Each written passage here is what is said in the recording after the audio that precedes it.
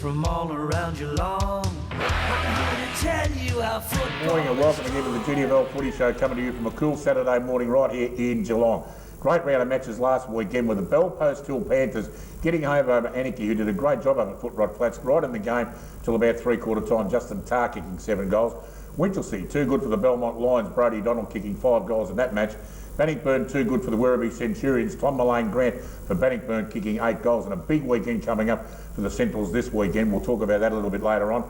Out at the Keith Barclay Oval, the North Geelong Magpies, too good for the Tommy Tigers. An absolute whitewash there with Jared Bryant kicking 5 goals, and the evergreen full-back Darren Matheson getting a run down at full forward, kicking 2 goals every time he pulled his socks up. An absolute treat for the crowd. Inverleigh, well, they were too good for Corio, with Dalton Grundell, the leading goal kicker in the GDFL, booting 5, and the losing side, Daniel Harrison, kicking 7 goals for the Corio Devils.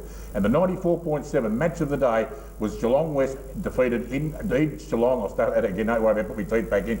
Out of the Church Street Oval with Alex Denham kicking 7 goals. A fantastic event indeed.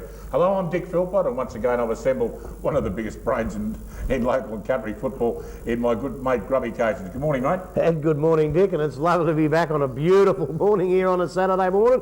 What have you done? You've wrecked the script again. I know I can't follow the script, but I will get around it somehow. Well, I tell you what, if you're not going to do it, neither am I. Unbelievable. Neither am I. I'm going to keep going though. Nothing's going to put me off. But I know you've got a massive weekend up at the Duck Pond this weekend with the Werribee Centurions celebrating 30 years, mate.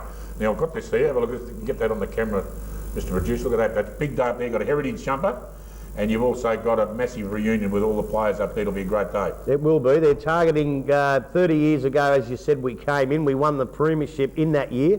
So we're targeting the 84 premiership side. And it's also the 10-year reunion of the 2004 premiership side. So we hope to get a pretty big crowd. They're going to play in heritage jumpers and auction them off.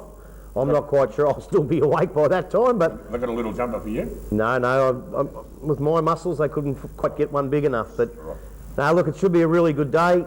We welcome East Geelong down there. Believe it or not, in point of fact, they're targeting, as I said, 2004 premiership, and Ricky O'Toole actually played in that game for Corio, and he's coaching East Geelong this week. And I know we've got a special guest coming up a little bit later on as the president back then. Richard Lewczuk's going to join us later on in the show. See? It'll be fantastic. He was the coach, Was he the coach, idiot. was he? You idiot. Well, he was president at one stage. Yeah, well, not when they won the 84 premiership. All right, I'll get it right eventually, but we'll have Richard on the show a little bit later on. Now, we're going to have a look at the ladder where it's all sitting at the moment, and that should be pretty interesting.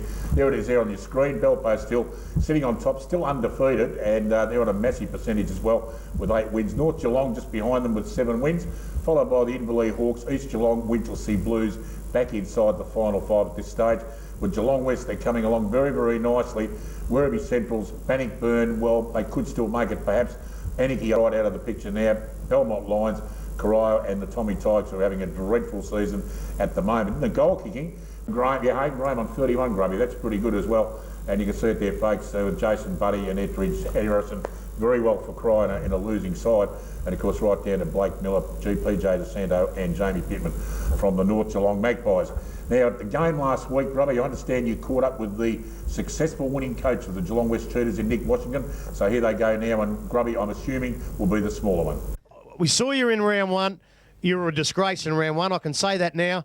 What's turned around in 6 or 7 weeks, mate? Oh, a hell of a lot's turned around, mate. Personnel totally different from round 1.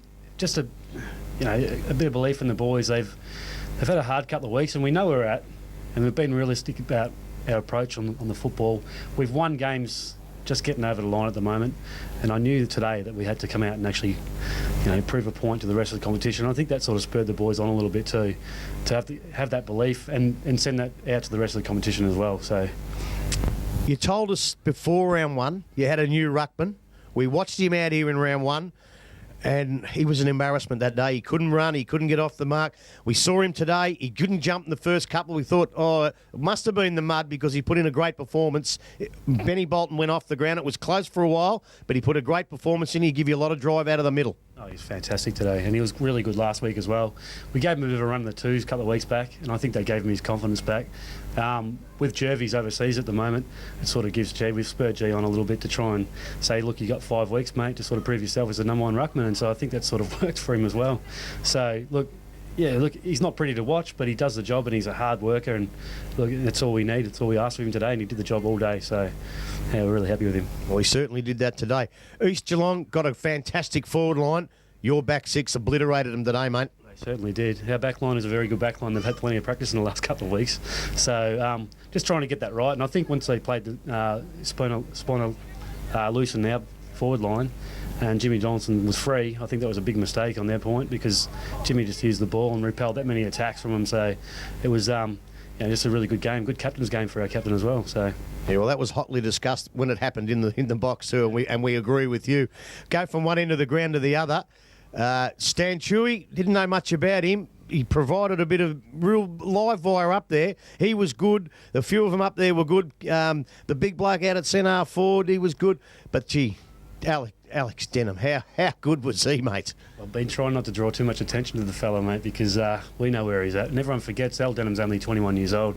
He's a kid coming through. So, yeah, look, just watch him play. Sims, I reckon he's changed his game. He used to do a lot of the easy stuff and run down the ground and look $1 million. Bit Bryce Gibbsish to me, but he's obviously changed it a bit. He's doing the hard work, get it, kick it. He was a bonus for you, but not quite as big a bonus as the performance of Connor Long today. Connor Long's been brilliant. And like Simsy as well, Simsy started off the season not fit, so he started to come into a bit of fitness, and it's obvious the way he's running now and getting in bottom of the packs. But Connor Long, yeah, he's just a fantastic player. He's sort of found his feet in the GDFL now, coming from Warrnambool way, so he's a Hampton League player.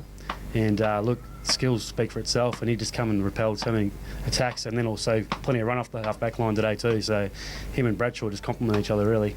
A great interview there with Nick Washington, the coach of the Geelong West Cheetahs. They've got a great season coming on at the moment, going along very, very nicely indeed. And of course, we talk about a game, we'll be talking in the next segment about the big day at Werribee today, Grubby, where it's your Heritage Day. And I've been told by the producer that there'll be a camera up there and there'll be some great highlights to be seen on the show next Saturday morning of all the celebrations up there, mate. So make sure you get yourself on TV, which no doubt you will anyway. I tell you what, mate, no doubt I won't. If he's got a camera up there, I'll be hiding from it. Don't you worry about that. All right, mate. It's going to be a great day indeed at the Werribee Central Duck Pond this afternoon. We're going to take a short break, pay some bills. When we come back, we'll have our special guest on the show, Richard Lewczuk, the coach of the Werribee Centurions 2004. Back after this. We are the Raiders from all around Geelong. I'm here to tell you how football is strong.